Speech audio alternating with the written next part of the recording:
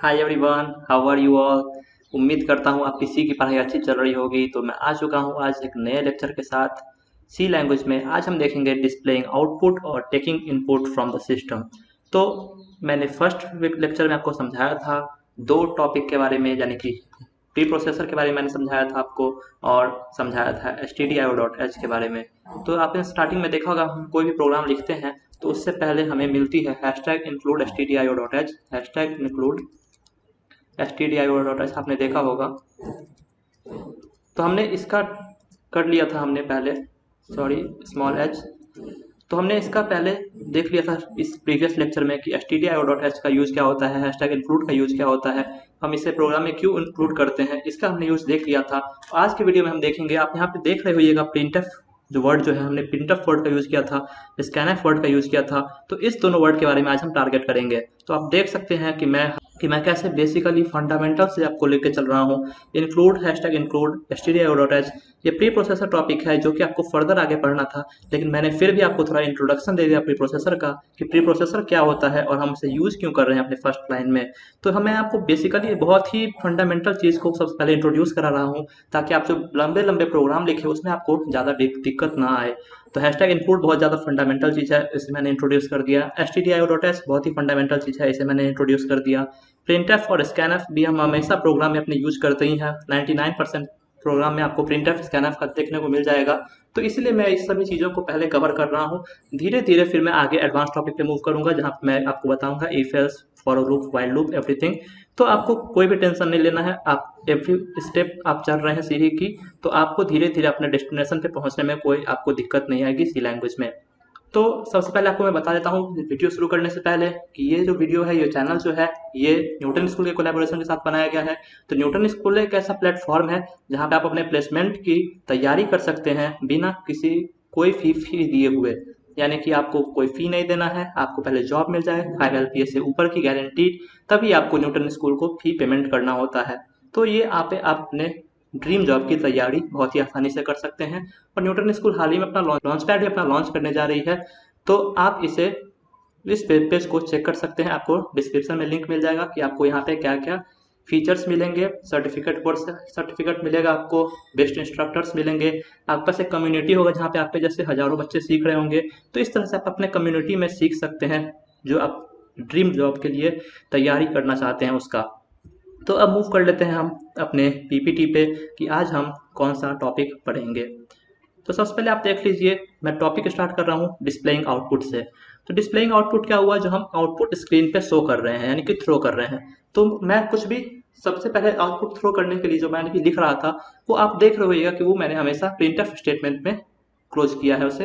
यानी प्रिंटफ लिखने के बाद ये जो पैरेंथेसिस आप देख रहे हैं, इसके पास मैं 2 डबल कोटेशन लगाता था और इसके बीच में कोई भी स्टेटमेंट लिखता था तो वो प्रिंट हो जा रहा था। आपने इसे दिखाया था आपको प्रीवियस लेक्चर्स में, तो आप वहां से समझ सकते थे कि प्रिंटफ का यूज क्या है। अब मैं आपको समझाऊंगा कि प्रिंटफ हम यूज कैसे करते हैं और यूज क्यों करते हैं। तो प्रिंटफ जो है, ये आउटपुट का इंफॉर्मेशन थ्रो करता है कमांड लाइन पे। यानी आपने देखा होगा कि आप, अगर मैंने आपको न्यूटन आईडी पे दिखाया था रन करके प्रोग्राम, तो न्यूटन आईडी वाला प्रोग्राम जो है, तो न्यूटन वाला आईडी में आपको सिस्टम पे कंसोल, यानी कि आपको कमांड लाइन की ओपन करने की जरूरत नहीं है। लेकिन अगर आप कोई डिफॉल्ट यूज करते हैं एक्सटर्नल आईडी, तो वहां पे आपको कमांड लाइन ओपन अपने आप ऑटोमेटिकली वो ओपन हो जाएगा। तो आप अगर ट्राई करना चाहते हैं आप ट्राई कर सकते हैं। लेकिन यहाँ पे बेसिकली ये कमांड लाइन पे जो आउटपुट शो करेगा आपको, यानी कि जो हम इसे टर्मिनल भी बोलते हैं, कंसोल भी बोलते हैं, कमांड लाइन भी बोलते हैं। तो यहाँ पे ये आउटपुट थ्रो करता है, और आउटपुट थ्रो करता है जो हमारा, मैंने उसे कुछ भी सिस्टम में जो मैंने राइट किया, यानी कि जब प्रिंटफ के अंदर जो मैंने पैरेंथेसिस में जो मैं राइट करूंगा कोई भी लाइन, वो वहाँ पे आउटपुट वो कमांड लाइन पे थ्रो करेगा। इसी तरह अब हम देख लेते हैं कि इंफॉर्मेशन जो डिस्प्ले होगा वो किस चीज़ पे डिपेंड करता है। तो प्रिंटफ जहाँ पे उसको दिख जाएगा, उसके बाद पैरेंथेसिस के अंदर मैंने डबल कोटेशन में जो भी कुछ लिखा है उसे वो एक्सेस कर लेगा और उसे वो थ्रो कर देगा। और आपने नोटिस भी क्या हुआ कि प्रिंटफ जो एक स्टेटमेंट है, उसको एंड करने के टाइम हम सेमी कोलोन भी यूज करते हैं। तो वही मैंने थर्ड लाइन पे लिखा है कि सेमी कोलोन के साथ ये स्टेटमेंट एंड होता है। तो ये बेसिक फंडामेंटल्स है प्रिंटफ लिखने का, प्रिंटफ क्यों लिखते हैं और प्रिंटफ को कैसे लिखते हैं, उसका सिंटैक्स। अब आगे देख लेते हैं प्रिंटफ के बारे में कुछ और, कि प्रिंटफ जो है ये बहुत ही कॉमन फंक्शन है जो हम यूज करते हैं सी प्रोग्रामिंग लैंग्वेज में। या फिर आप कोई भी प्रोग्रामिंग लैंग्वेज ले लीजिए, वहाँ पे आपको आउटपुट प्रिंट करना होगा ही, फिक्स है। तो मैक्सिमम कोड में आपको printf दिख ही जाएगा। तो जहाँ पे उस तरह का जावा में println हम बोलते हैं तो वहाँ पे println दिख जाएगा आपको। तो यहाँ पे printf हम बोलते हैं तो printf जो हमारा ये फंक्शन है जो मोस्ट कॉमनली यूज होता है सी लैंग्वेज में, तो इसे आपको ध्यान में रखना है कि printf। और ये जो है बहुत ही इजी और कन्वीनियंट मीन्स है, यानी कि ये बच्चा वाला चीज़ है। सब कुछ कोई भी प्रोग्राम लिखने से पहले कोई भी स्टूडेंट जो स्टार्ट करता है वो printf और scanf से ही यूज करता है। scanf मैं आपको आगे बताऊंगा, वो printf का ही भाई है। तो आज हम दो भाई की कहानी सुनेंगे, एक printf और एक scanf। तो printf बहुत ही इजी है, कन्वीनियंट है डिस्प्ले करने के लिए प्रोग्राम रिजल्ट्स को, तो हम printf का यूज करते हैं। Not only can simple phrases be displayed but the values of variables. हम सिर्फ फ्रेज को ही डबल कोटेशन में नहीं कर सकते हैं डिस्प्ले वैल्यू में, इसमें हम वेरिएबल्स को भी एक्सेस करके वेरिएबल्स का जो वैल्यू होता है वो भी हम यहाँ पे डिस्प्ले कर सकते हैं। And the results of the computations can also be displayed, यानी कि कंप्यूटेशन का रिजल्ट मतलब अगर हम कुछ प्लस माइनस करके मल्टीप्लाई डिवाइड करके भी कुछ प्रोग्राम लिखते हैं तो उसे भी ये कैलकुलेट करके ये हमें printf जो फंक्शन है ये हमें डिस्प्ले कर देगा, जो कि मैं यहाँ पे कंप्यूट करूँगा। और इसे हम डिबगिंग के लिए भी यूज करते हैं। डिबगिंग यानी कि आपका अगर कोई प्रोग्राम में कोई वैल्यू आपको एरर दिखा रहा है वेरिएबल्स का, तो आप फिर डिबगिंग printf के यूज से भी बहुत इजीली कर सकते हैं। तो ये सब हम आगे फ्यूचर्स में देखेंगे कि डिबगिंग के सेक्शन में आपको स्पेशली डिबगिंग का पार्ट समझाऊंगा, तो वहाँ पे हम देखेंगे कि डिबगिंग कैसे करते हैं और क्या बेस्ट वे है डिबगिंग करने का। तो मैं यहाँ पे कुछ भी आपको छोड़ूंगा नहीं, आप बेस्ट चैनल पे हैं, आप बेस्ट चैनल पे बने रहिए। बेसिक से एडवांस तक आपको मैं सीख कर गारंटी लेता हूँ आप समझ जाइएगा और आपको कोई दिक्कत भी नहीं आएगी सी लैंग्वेज को सीखने में। अब हम नेक्स्ट टॉपिक पे आगे बढ़ रहे हैं, वो है इसी का भाई, वो है क्या है, scanf। तो scanf होता है वो उल्टा ठीक करता है इसका। printf जो है ये पैसा बर्बाद कर रहा है और scanf पैसा कमाता है, यानी कि ये पैसा कमा के ला रहा है, यानी कि ये इनपुट से इनपुट ला रहा है और ये हमारा आउटपुट थ्रो कर रहा है, यानी कि ये पैसा बर्बाद कर रहा है और ये पैसा ला रहा है। इस तरह से आप समझ सकते हैं, आपको अगर कंफ्यूजन हो printf scanf में तो, कि scanf पैसा कमा के ला रहा है और printf पैसा बर्बाद कर रहा है, यानी कि थ्रो कर रहा है, आउटपुट हमें दिखा रहा है। तो we have discussed output, now let's learn a bit about input. अब हम इनपुट के बारे में थोड़ा देख लेते हैं।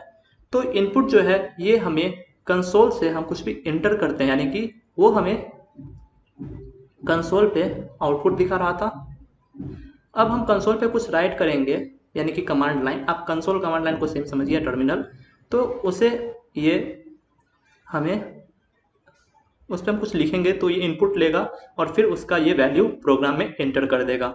तो सी लैंग्वेज में आप बहुत सारे फंक्शंस देखेंगे, जिसमें से scanf भी बहुत ही जनरल फंक्शन है जो कि रीड करता है कि क्या फॉर्मेट में मैंने लिखा है।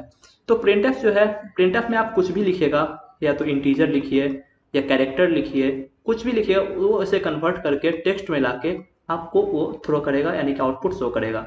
लेकिन scanf उल्टा करता है। scanf में आप जो भी लिख रहे हैं वो आप टेक्स्ट में लिख रहे हैं और उसे वो फॉर्मेट स्पेसिफायर की मदद से वो अगर आपने अगर %d यूज़ किया है तो वो इंटीजर में कन्वर्ट कर देगा, %c यूज़ किया है तो कैरेक्टर में कन्वर्ट कर देगा। तो ये टेक्स्ट लेता है और अलग अलग फॉर्मेट में ये कन्वर्ट करता है। लेकिन printf जो है वो अलग अलग फॉर्मेट में लेता है वैल्यू और वो आउटपुट शो करता है टेक्स्ट में। तो इस तरह से हम इसे समझ सकते हैं printf और scanf का बेसिक डिफरेंस।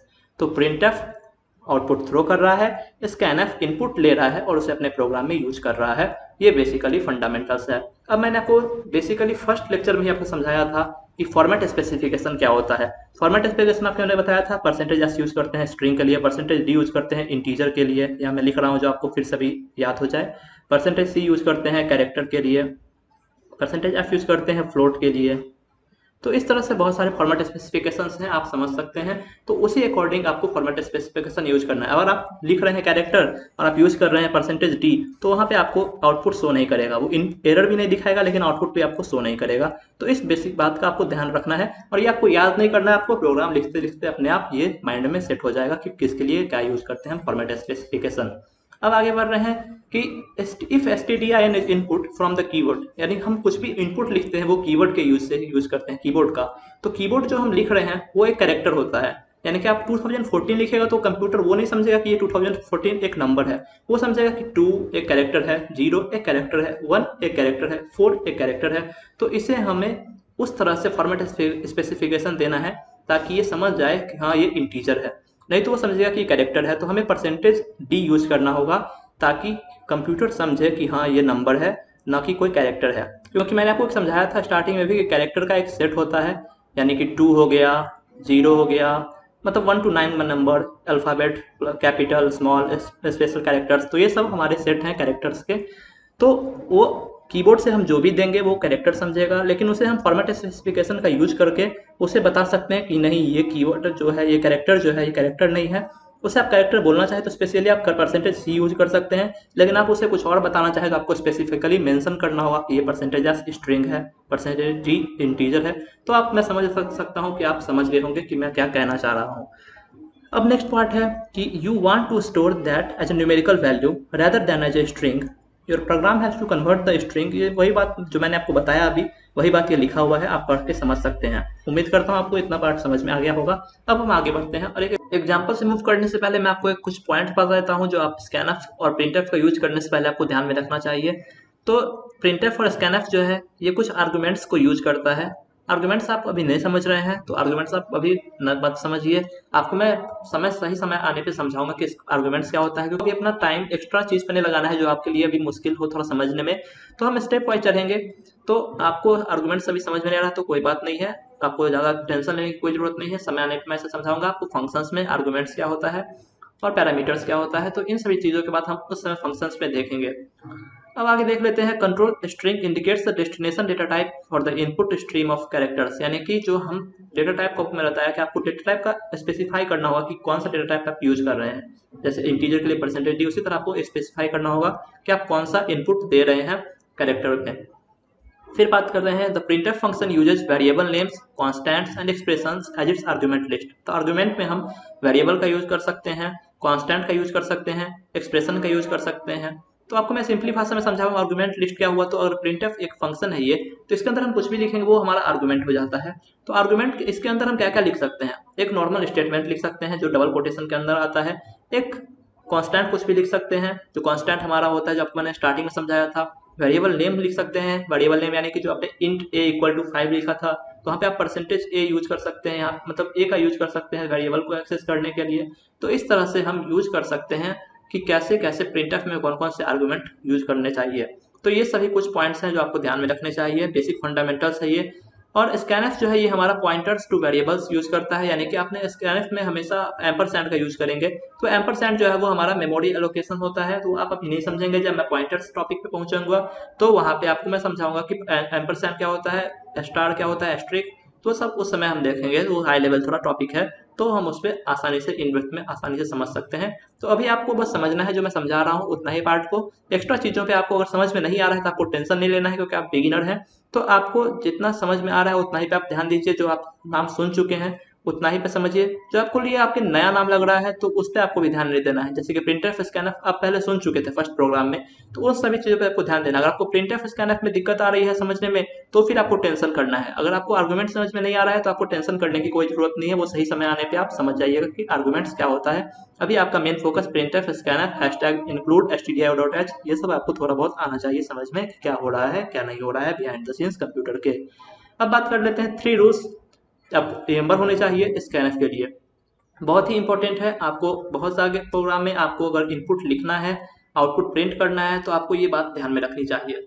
तो स्कैनफ का जो फर्स्ट इंपॉर्टेंट पॉइंट है वो है the return. It returns the number of items that it successfully reads.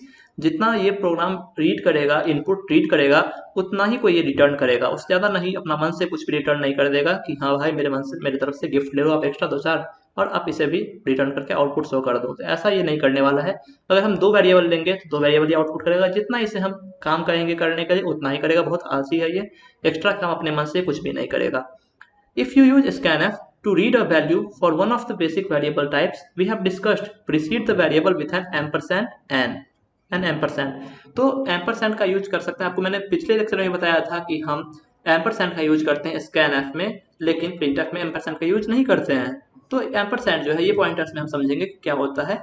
तो जैसे कि आपको एग्जाम्पल भी आपको समझा दूंगा, कि एग्जाम्पल आगे आपको समझा दूंगा, तो अभी आपको यहाँ पे थोड़ा सा ध्यान में रखना है इस पॉइंट को, ये हम आगे समझेंगे। If you use scanf to read a string into a character array, don't use an ampersand। अगर आप कैरेक्टर एरे यूज कर रहे हैं तब आपको ampersand का यूज नहीं करना है। यानी कि आप अगर वेरिएबल को एक्सेस ले रहे हैं तो आपको ampersand यूज करना है, कैरेक्टर एरे कुछ भी आपको यूज नहीं करना है ampersand वहां पे। The scanf function uses white space, new lines tabs and spaces to decide how to divide the input into separate field। तो scanf जो है ये हमारा न्यू लाइन टैब्स और स्पेसेस को इग्नोर नहीं करता है, ये उसे भी वैल्यू देता है और उसे भी समझता है कि इसको हम कैसे डिस्ट्रीब्यूट करें इवनली अपने आउटपुट में। तो इसका scanf जो है न्यू लाइन्स टैब्स और स्पेसेस को भी वैल्यू देता है। scanf is the inverse of printf। जैसा कि मैंने आपको बताया कि scanf जो है वो उल्टा है printf का, which converts integers, floating point numbers, characters and C strings to text। जो scanf जो है वो उल्टा है printf का। printf क्या करता है कि हम कुछ भी लिख रहे हैं उसको कन्वर्ट करके टेक्स्ट में डिस्प्ले करता है और ऑन स्क्रीन दिखा देता है, लेकिन scanf उसका उल्टा करता है। ये पॉइंट आपको बता चुका हूँ, तो उम्मीद करता हूँ आप ये पॉइंट समझ चुके होंगे। अब मैं आपको समझा रहा हूँ एग्जाम्पल scanf का। तो #input stdio.h ये आप समझ गए हैं, ये प्री प्रोसेसर है, इनपुट आउटपुट का ये हेडर फाइल है। तो मैं यहाँ लिख दे रहा हूँ ये हमारा हेडर फाइल है, ये हमारा प्री प्रोसेसर है। तो ये दोनों हम समझ चुके हैं प्रीवियस लेक्चर में। आपने अगर उस लेक्चर को नहीं देखा है तो आप जाके उस लेक्चर को देख सकते हैं, समझ सकते हैं और सी लैंग्वेज में मास्टरी पा सकते हैं प्रोग्रामिंग विद पीजे चैनल के साथ। और चैनल को सब्सक्राइब करना बिल्कुल भी नहीं भूलना है, ये तो मैंडेटरी है यहाँ पे आपको पढ़ने के लिए। तो यहाँ पे आप देख सकते हैं इंट और ये मेन ये फंक्शन है, हम भी इस प्रोग्राम में देख रहे हैं बार बार शुरू से, तो इसको भी हम डिस्कस करेंगे इसके बारे में भी एक दो लेक्चर के बाद। और आप यहाँ देख सकते हैं अब जो मेन स्टार्ट हो रहा है गेम इस कर्ली ब्रेसेस के अंदर। तो क्या हो रहा है मैं आपको सब कुछ स्टार्टिंग से समझा रहा हूँ कि कैरेक्टर एक डेटा टाइप है हमारा, और ये str जो है ये नेम है हमारे वेरिएबल का, कैरेक्टर एरे का। और 100 जो है यानी कि ये कैरेक्टर एरे str नेम है वो 100 टाइप को बस मतलब 100 वैल्यू को सपोर्ट करेगा, यानी हम उसमें 101 वैल्यू देंगे, यानी कि हम कीबोर्ड से 100 बार कुछ टाइप करेंगे ABCDEFGH रैंडमली, तो 100 इनपुट यानी 100 कैरेक्टर को वो स्टोर करेगा। उसके बाद हम कुछ भी टाइप करेंगे वो उसे इग्नोर कर देगा। उसके बाद उसका कुछ कैपेसिटी ही नहीं है कि वो 100 से ज़्यादा कुछ अपने आप अंदर स्टोर कर सके, यानी कि आप समझिए एक स्टेडियम है उसका नाम str है और उस स्टेडियम का कैपेसिटी सीटिंग कैपेसिटी 100 है, तो उसमें हम बस 100 लोगों को ही बैठा सकते हैं। अब ऐसा नहीं है कि हम एक्स्ट्रा 5, 10, 15, 20 कुछ भी एक भी एक्स्ट्रा को ले आएंगे तो वो एक्सेप्ट नहीं करेगा वो स्टेडियम। तो आप समझ सकते हैं इस तरह से str कैरेक्टर स्ट्रिंग को। और ये जो आप ब्रैकेट में देख रहे हैं 100 वो उसका वैल्यू वही है कि इसका ये स्ट्रेंथ लिमिट है, डायमेंशन है कि कैरेक्टर एरे 100 वैल्यू को ही स्टोर कर सकता है, उससे ज़्यादा ये स्टोर नहीं कर पाएगा। नेक्स्ट टाइम आप बहुत ही बेसिकली इससे फैमिलियर होंगे इंट आई। इंट हमारा डेटा टाइप है, आई वेरिएबल डिक्लेरेशन हमने किया यहाँ पे, तो वेरिएबल का नेम आई है, इंट डेटा टाइप है, तो ये हमारा वेरिएबल डिक्लेरेशन हो गया। तो इतना तक हम समझ चुके हैं, कोई दिक्कत नहीं है, बहुत अच्छा, सब कुछ सही में हमें समझ में आ रहा है। अब देख लेते हैं हमारे इस लेक्चर का हीरो, दोनों भाई, printf scanf। अब printf हमें क्या बोल रहा है, इंटर अ वैल्यू। तो printf हमें बोल रहा है कि कोई वैल्यू इंटर कीजिए, तो printf जो है इंटर अ वैल्यू हमें शो कर देगा आउटपुट, क्योंकि ये हमारा एक स्टेटमेंट है डबल कोटेशन मार्क के अंदर आप देख रहे होइएगा। तो इंटर अ वैल्यू और ये कोलोन जो है ये हमें आउटपुट में शो कर देगा कंसोल यानी कि कमांड लाइन पे। तो ये शो कर दिया और फिर हमसे कंप्यूटर पूछेगा scanf %s %d str and i। तो हमसे कंप्यूटर पूछेगा कि कोई नंबर देने के लिए। ये कंप्यूटर आपको कमांड लाइन पे दिखेगा नहीं कि आप कुछ नंबर पूछ रहा है आपसे। जैसे आपको printf बोला इंटर नंबर, आपको नंबर टाइप कर देना है फट फट फट फट करके। और %s यानी कि क्या हुआ, ये हमारा कैरेक्टर स्ट्रिंग है तो हम %s यूज कर रहे हैं। और आप यहाँ देख सकते हैं जो बहुत ही इंपॉर्टेंट चीज़ आपको नोटिस करना है कि यहाँ पे मैंने एम्परसैंड का यूज नहीं किया है। एम्परसैंड का यूज इसीलिए नहीं किया है क्योंकि मैंने आपको प्रीवियस स्लाइड में बताया था कि हम एम्परसैंड का यूज नहीं करते हैं, we do not use ampersand into a character array. तो यहाँ पे इसीलिए हमने एम्परसैंड का यूज नहीं किया है। अब बात कर लेते हैं यहाँ पे हमने एम्परसैंड आई यूज क्यों किया, क्योंकि मैंने आपको बताया पिछले प्रीवियस स्लाइड में कि हम एम्परसैंड का यूज करेंगे कोई वैल्यू रीड करने के लिए, बेसिक वेरिएबल्स टाइप्स। तो हम ये सब डिस्कस कर चुके हैं, आपको समझ में आ जाना चाहिए कि यहाँ पे क्या काम हो रहा है। तो इतना उम्मीद करता हूँ आपको इतना लाइन समझ में आ चुका है। और फिर अब printf पे हम अब आउटपुट थ्रो कर रहे हैं यू एंटर्ड, तो ये तो ऐसे ही एज इट इज आ जाएगा। और %s %d as it is नहीं printf शो करेगा, %s के जगह आ जाएगा हमने जो वैल्यू एंटर किया था, %d के जगह आ जाएगा कि हमने जो वैल्यू एंटर किया था। तो आप ये मत समझिए कि डबल कोटेशन मार्क्स के अंदर है तो %s %d आ जाएगा, यू एंटर्ड %s %d, ऐसा नहीं आएगा। %s के जगह पे हमने जो str को वैल्यू दिया था वो आ जाएगा, और i के जगह पे हमारा आ जाएगा %d को जो मैंने वैल्यू दिया था वो आ जाएगा। तो उम्मीद करता हूँ इतना आप समझ में आ रहे होंगे।